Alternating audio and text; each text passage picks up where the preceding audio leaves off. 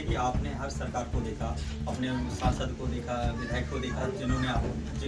जिन लोगों को आपने यहाँ चुन के भेजा, वो उन्होंने आपके समाज और आपकी लड़ाई लड़ी है। खटीमा क्षेत्र की लड़ाई लड़ी है, नहीं लड़ी है, या फिर उत्तराखंड की लड़ाई लड़ी है, नहीं लड़ी है। आपने देखा जो आदमी को आपने लोकसभा में आप जिता के भेज रहे हैं, कितने बार उत्तराखंड के जो जन मुद्दे हैं, जन सरकार से संबंधित मुद्दे हैं, और जो जल जंगल जमीन से संबंधित मुद्दे हैं, कभी वो लोकसभा या विधानसभा में उठाए, बहुत महत्वपूर्ण है। हम चाहते हैं कि आने वाले समय में अगर हम आपको चुनते हैं और हम उनको वोट करते हैं, अगर हमको जिता के भेजते हैं, तो मैं वायदा करता हूँ कि अपने क्षेत्र में जितने बड़े बड़े कॉलेज हैं, जितने बड़े बड़े चाहे मेडिकल कॉलेज हैं, चाहे इंजीनियरिंग कॉलेज हैं, हम स्थापित करेंगे और फ्री शिक्षा हम लागू करेंगे। और दूसरा, ये मेडिकल पूरा फ्री होगा बच्चों के लिए, और जिससे अगर हमारे डॉक्टर इंजीनियर हमारे बच्चे बनते हैं तो अपने प्रदेश, अपने देश और अलग अलग देशों में जाके भी अच्छा एक रोजगार पाएंगे। क्योंकि सबसे बड़ी समस्या देश के अंदर बेरोजगारी की है, इसको हम खत्म करना चाहते हैं और आने वाले समय में एक नए रोजगार और नई चीज़ों को हम लेके आने वाले हैं। महंगाई दिन प्रतिदिन बढ़ती जा रही है और मेरा चुनाव चिन्ह भी पेट्रोल पंप है, और मैं चाहूँगा कि ये जो पेट्रोल है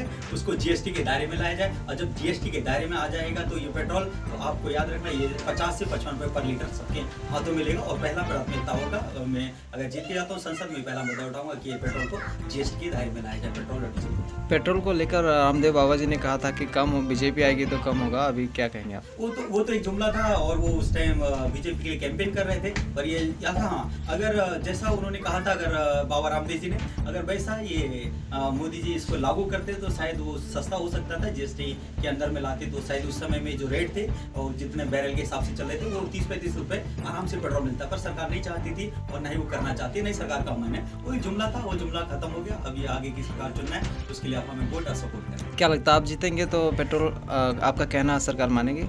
क्यों नहीं मानेंगे? अगर लोकसभा में हम इसको, अगर हमारी सरकार, हम जीत के जाते हैं तो हम इसको पूरे जोर के साथ और एकदम मजबूती के साथ रखेंगे लोकसभा के अंदर, और जब लोकसभा के अंदर रखा जाएगा कोई बात को तो सरकार सुनेगी, जिसकी भी सरकार होगी हम उसके लिए पूरा हम लड़ाई लड़ेंगे और